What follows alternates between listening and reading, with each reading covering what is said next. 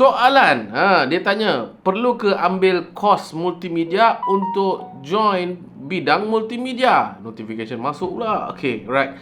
So, perlu tak kita nak masuk bidang multimedia ni, kita kena belajar dekat universiti dan ambil sijil ataupun lulusan multimedia lah secara umum kan. So, sijil ni penting ke tak penting? Saya hanya akan ceritakan daripada sudut pandang saya sendiri, which is saya berat kepada sijil itu tidak penting. Tetapi apa yang penting adalah portfolio. Apa dia portfolio? Korang kena dengar cerita daripada saya terlebih dahulu. Saya tidak ada apa-apa formal education berkenaan dengan multimedia, but yet again, saya memang berkhidmat dalam bidang ataupun line industri multimedia ni sejak daripada tahun 2015.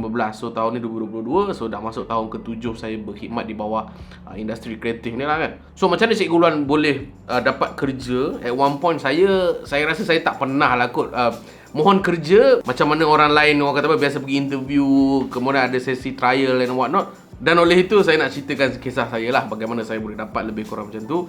First things first, saya dalam bidang syariah sebenarnya. Lepas saya SPM, saya punya SPM 10A, tapi berkenaan dengan 10A ni and what not ni, ramai akan tuduh saya, Cikgu Luan ni orang budak pandai. Sebenarnya tidak.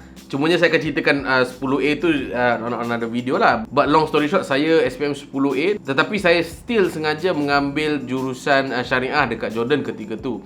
Tapi saya orang kata apa, separuh jalan 2 tahun saja, sebab ketika tu ada masalah family. So saya terpaksa balik dan settle down lah dengan family and what not. Tapi in the meantime tu, saya tengah cari jugalah kerja in a way kan. So saya terjumpalah sebuah syarikat startup ni, nama dia Has Filmmaking Academy. Dan waktu tu je lah kot yang saya first time orang kata apa, approach diorang. Dan saya kata saya nak mengajar orang dalam buat video. Maksudnya saya yang assist orang untuk cara pembikinan video and what not, dengan pengalaman yang sedia ada. Ketika tu saya dah kumpul portfolio saya ketika sekolah, ketika saya dekat Jordan lah. Waktu tu dah pernah lah buat orang kata apa, video coverage untuk persatuan, dah pernah buat juga short film and what not. Dan saya passionate about that dan saya nak mengajar. Dan bila saya bagi tahu majikan saya ketika tu, mereka adalah evaluation mereka sendiri, tapi tak pernah pula saya lalui sesi interview macam ramai orang pergi lah. Sebab ini adalah syarikat startup. Macam dalam video sebelum ni saya ceritakan lah, apa itu syarikat startup secara umum lah. So basically mereka ni adalah syarikat yang baru.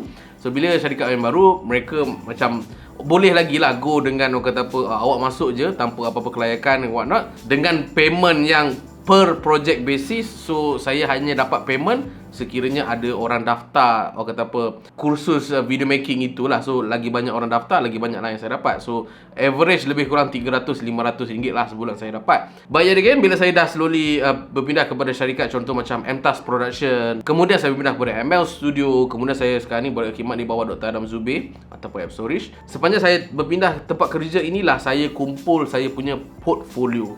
Dan company akan pandang portfolio lebih daripada korang punya lulusan dekat universiti. Trust me on that. At least untuk bidang multimedia ini. Okay? So itu tema dia. Nak mudah bicara, antara orang kata apa, lulusan akademik dan juga portfolio, industri kreatif akan pandang portfolio anda sendiri. Contoh, saya ada portfolio mengajar lebih daripada 300-400 student secara kolektif sejak daripada 2015. Pernah mengajar video making dekat negara Brunei contoh. So that's where orang-orang ataupun majikan ataupun klien-klien nak hire saya sebagai tenaga pengajar ataupun serap masuk dalam syarikat. Sama juga ketika mana saya menggarap ilmu video production, nak buat short film, nak buat iklan pendek yang bertaraf industri, ketika mana saya berkhidmat di bawah MTAS Production ketika dulu. So ketika tu saya bina saya punya portfolio, saya buatlah saya punya resume, saya masukkan saya punya video show reel and what not. Dan sampailah sekarang, seingat saya lah, Dr. Adam Zubir tak pernah tanya saya pun saya ni degree ke master, tak pernah pun. Janji Dr. Adam Zubir cakap, awak masuk dalam syarikat, awak kena buat video dan saya nak awak naikkan syarikat ini dan usahakan YouTube channel ini sampailah orang boleh ingat Dr. Adam Zubir sebagai seorang YouTuber yang bercerita pasal kewangan. Dan Alhamdulillah, tahun pertama saya boleh hit 100,000 subscriber, which is a lot untuk market Malaysia. Memang susah gila nak marketkan YouTube in a way. So that's where orang percaya terhadap saya, that's where mereka nak hire saya. Hence, saya tidak pernah pergi apa-apa sesi interview ataupun mohon apa-apa kerja, kecuali daripada Has Filmmaking Academy lah, mereka saya mohon. MTAS Production pun macam just kenal-kenal dengan Asfah Hamdi, kemudian saya buat side project dengan dia. dan kemudian beliau yang pelawa saya masuk dalam syarikat. Sama juga dengan ML Studio, mula-mula bincang dengan Mak Luffy, bla bla bla, tiba-tiba masuk ML Studio. Sama juga dengan Dr. Adam, saya bincang ini kebolehan saya dan saya propose saya boleh bantu syarikat sekian-sekian. Esoknya terus masuk. Dia macam so dalam bidang multimedia sebenarnya moral of the story is that korang kena kumpul portfolio terlebih dahulu. Macam mana korang nak kumpulkan portfolio? Korang jangan tunggu apa-apa courses filmmaking ke multimedia, masuk universiti baru nak buat portfolio. Saya rasa sebelum korang nak masuk dalam universiti nanti pun korang dah boleh start kumpul portfolio. Macam mana korang nak buat? Korang try lah buat short film korang sendiri. Korang try lah buat video TikTok korang sendiri. Korang, let's say lah korang nak masuk dalam bidang graphics design contoh. Korang boleh belajar graphics design sekarang. Korang publish dekat Facebook contoh. Korang publish dekat Instagram contoh. Korang kena letakkan portfolio sekarang dan sampailah mampus orang kata. Sebab itulah sebenarnya sijil yang majikan nak. Sijil yang boleh meyakinkan majikan yang mereka akan hire you guys on the long run. Mudah je sebab dia. Sebab mereka nampak, majikan nampak korang ni boleh selesaikan masalah mereka ini. Multimedia ni memang cukup terkenal dengan alias marketing lah. Dia sekali dengan marketing. So let's say lah graphics design itu mampu menaikkan sale produk XYZ contoh.